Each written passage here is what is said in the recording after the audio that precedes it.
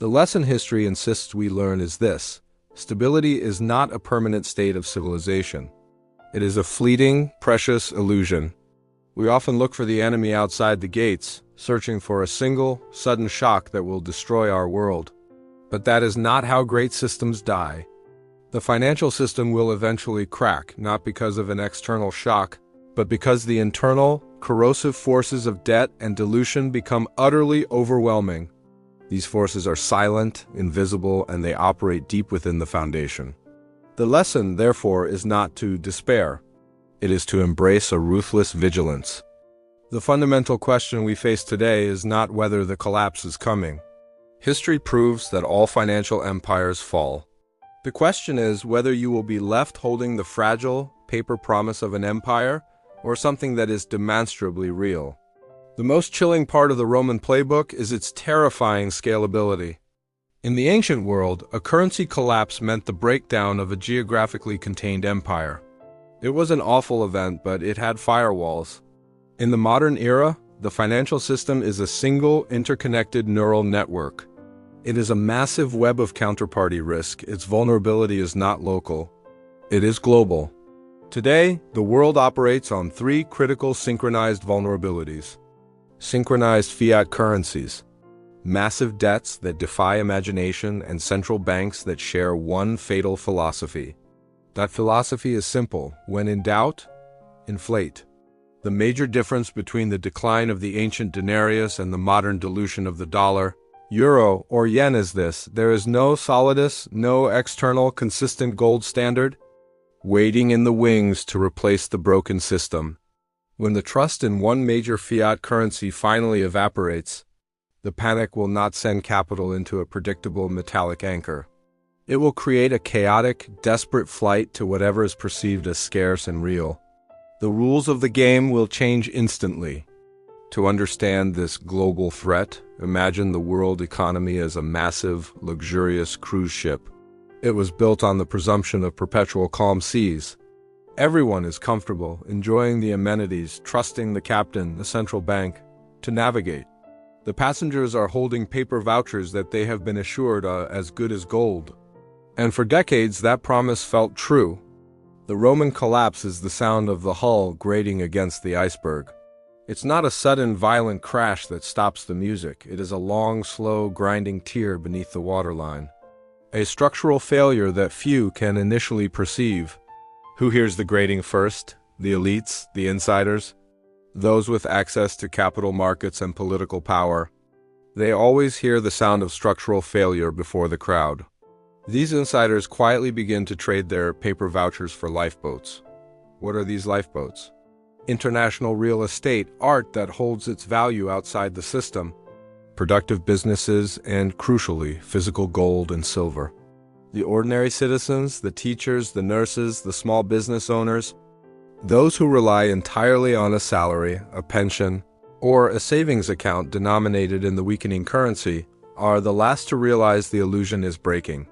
They are left holding the full weight of the central bank's promises as the ship begins its slow, irreversible tilt. The money they saved diligently is the very asset the system is designed to destroy first.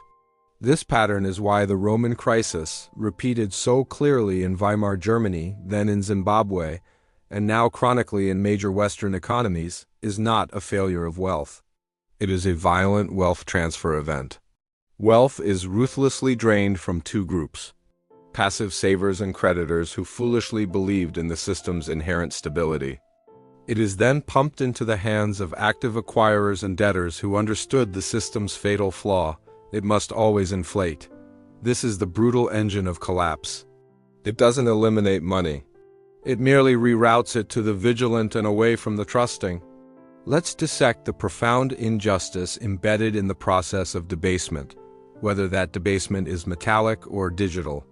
When Emperor Gallienus, facing massive imperial costs and a frightened public, made the decision to reduce the denarius to 5% silver, he was, in effect, imposing a hidden tax of 95% on every single citizen who held that coin. This tax was inherently regressive. It disproportionately shattered the poor and the middle class, who held their limited savings in the physical coins. This was their life insurance, their retirement. The wealthy, by contrast, had their fortunes stored in assets that maintained their value: vast, tax-exempt land holdings, imported durable goods, or foreign currency that retained its metallic integrity. The rich grew richer by holding the real assets. The poor were destroyed by holding the government's deteriorating money. It works exactly the same way, but on a massive computer screen instead of a smelter.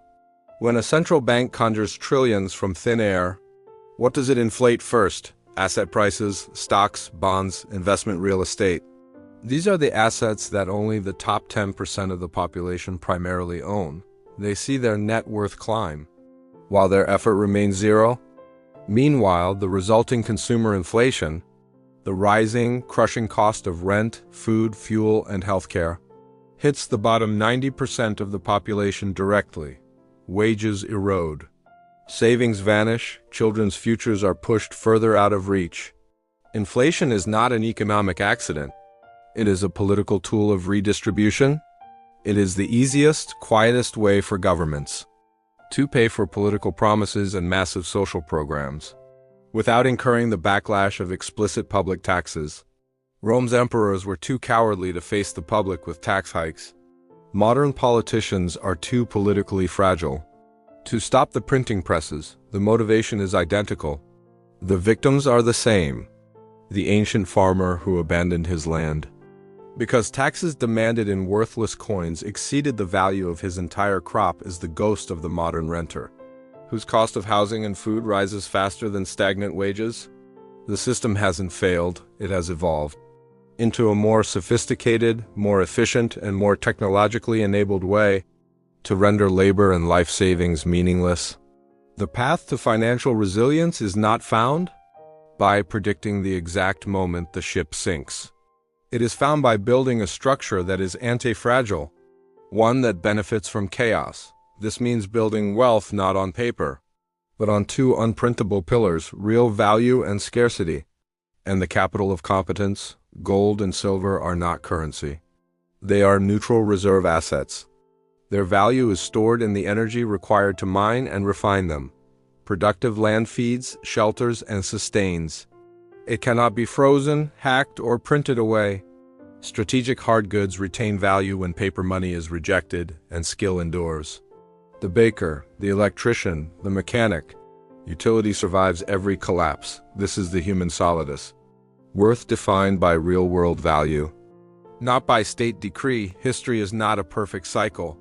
It is a spiral. The slow death of the denarius is a warning to every fiat system. The financial system you trust is a highly leveraged agreement built on belief. That belief is fragile. When it breaks, the system collapses globally. Empires always believed they were different. They never were. When the system falls, wealth does not disappear.